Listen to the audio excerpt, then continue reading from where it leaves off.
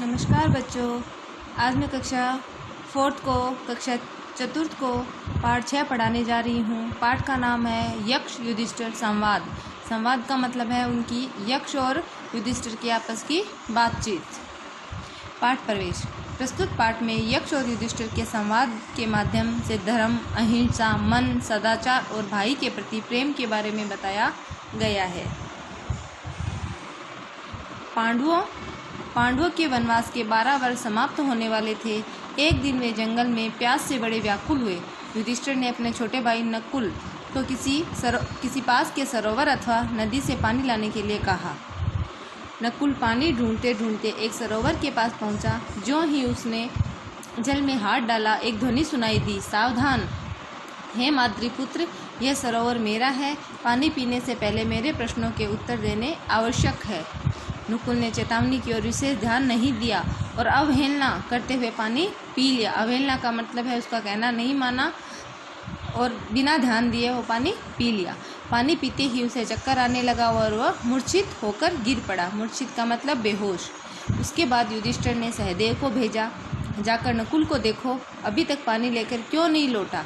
आखिर क्या बात है? कहीं वह विपत्ति में तो नहीं फंस गया? विपत्ति का मतलब मुसीबत। सहदेव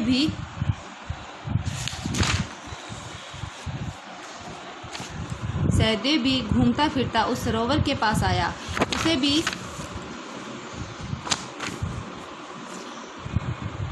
उसे भी सरोवर से वही ध्वनि सुनाई पड़ी। जैसे ही उसने अवहेलना की, वह भी बेहोश होकर गिर पड़ा।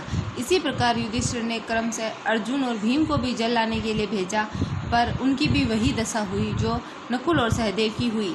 अर्जुन और भीम को गए जब बहुत देर हो गई, तब युधिष्ठिर ने सोचा, अवश्य ही मेरे चारों भाई किसी घोर मुसीबत में फंस गए हैं।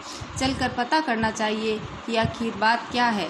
जब युधिष्ठिर स्वयं तालाब पर पहुंचे, तब वहां का दृश्य देखकर स्तब्ध रह गए। उनके चारों भाई, जो परमवीर योद्धा थे, मूर्छित होकर पड़े हुए थे। अपने भाइयों को मूर्छित देखकर विलाप करते हुए कहने लगे, क्या हमारी शब्दों का यही परिणाम होना था? युधिष्ठिर ने भी सरोवर में प्रवेश किया, परंतु तुरंत उसी ध्वनि ने उन्हें चेतावनी दी, यह सरोवर मेरा है, मेरी आज्ञा के बिना कोई इसका जल नहीं पी सकता। जल पीने के पूर्व जो व्यक्ति हमारे प्रश्नों का उत्तर देकर हमें संतुष्ट कर देगा, वही इस सरोवर का जल पीने का हकदार होगा। आवाज़ सुनकर युधिष्ठिर ने इधर उधर दृष्टि दौड़ाई। वृक्ष पर बैठे एक पक्षी के अलावा उन्हें और कुछ भी नहीं दिखाई दिया। उन्होंने हाथ जोड़कर विनम्र स्वर में कहा, परम आदरणीय सरोवर के देवता, कृपया सामने आए ताकि मैं समस्या का समाधान कर सकूं। थोड़ी देर में एक देवता उनके सम्मुख आ खड़े हुए। वे यक्ष थे। युधिष्ठिर ने उन्हें प्रणाम किया और कहा, कृपा करके अपने प्रश्न पूछिए। यक्ष ने प्रश्न पूछने आरंभ किए। यक्ष, संकट में मनुष्य की रक्षा कौन करता है? युधिष्ठिर, साहस ही मानव को संकट से मुक्त करवाता है। यक्ष, पृथ्वी से बड़ा कौन है और आकाश से ऊंचा कौन है? युधिष्ठिर, पृथ्वी से बड़ी माता और आकाश से ऊंचा पिता है। यक्ष, मनुष्य का सबसे भयंकर शत्रु कौन है?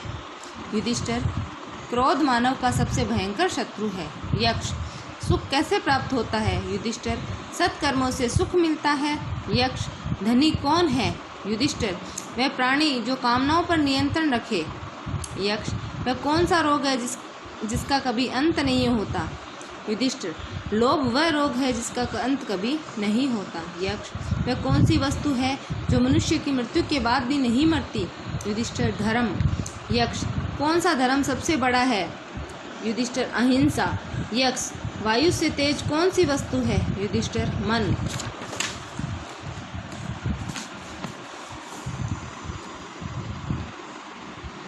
यक्ष, कौन सी वस्तु जो मनुष्य को उच्च व्यक्ति बनाती है?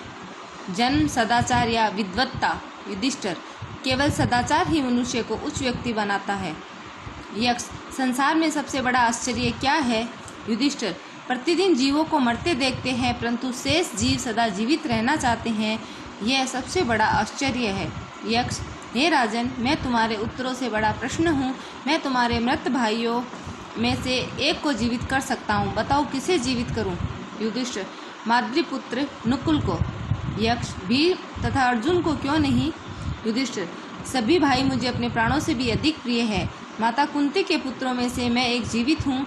मेरी सौतेली माता माद्री पुत्रहीन न हो जाए, इसलिए यक्ष ने युधिष्ठिर के न्यायपूर्ण उत्तरों से प्रभावित होकर उनके सभी भाइयों को जीवित कर दिया।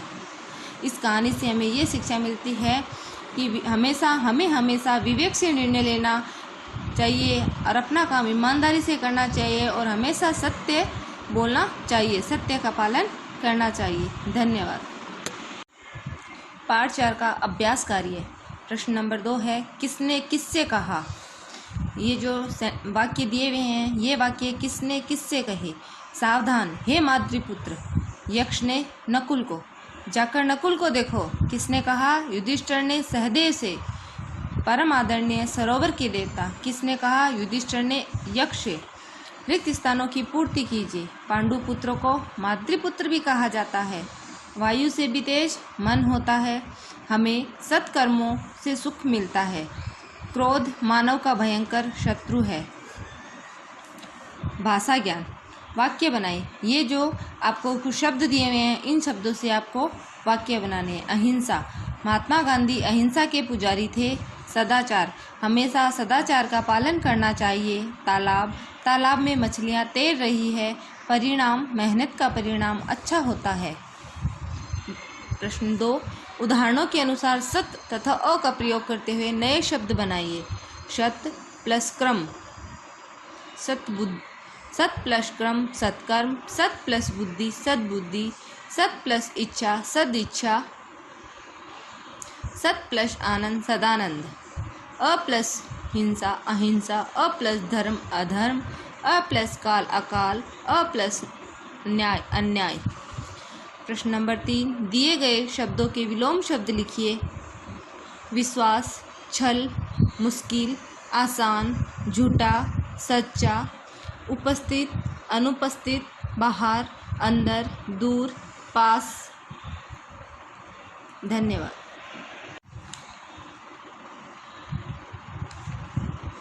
पाठ 6 के प्रश्न उत्तर। सबसे पहले हम आपको अपनी कॉपी के अंदर श्रुत लेख लिखना है। यही आपको 2 टाइम्स लिखने हैं।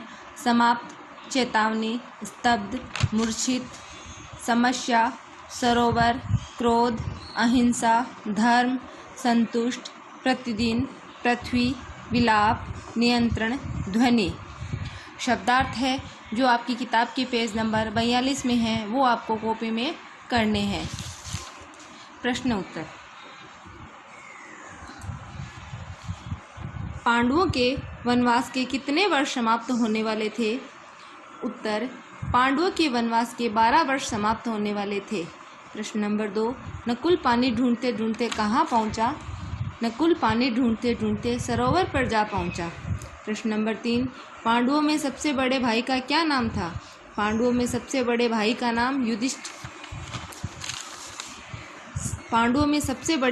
नाम युधिष्ठिर था। सब उन्हें धर्मराज भी कहते थे। प्रश्न नंबर 4, चारों भाइयों के न लौटने पर युधिष्ठिर ने क्या सोचा। उत्तर, युधिष्ठिर ने सोचा अवश्य ही मेरे चारों भाई किसी घोर मुसीबत में पड़ गए हैं। प्रश्न नंबर 5, यक्ष की चेतावनी क्या थी। उत्तर, यक्ष की चेतावनी ये थी कि यक्ष के सरोवर में पानी पीने से पहले उसके प्रश्नों के उत्तर देने आवश्यक है। प्रश्न नंबर 6, धनी कौन है। उत्तर, कामनाओं पर नियंत्रण रखने वाला व्यक्ति धनी है। प्रश्न नंबर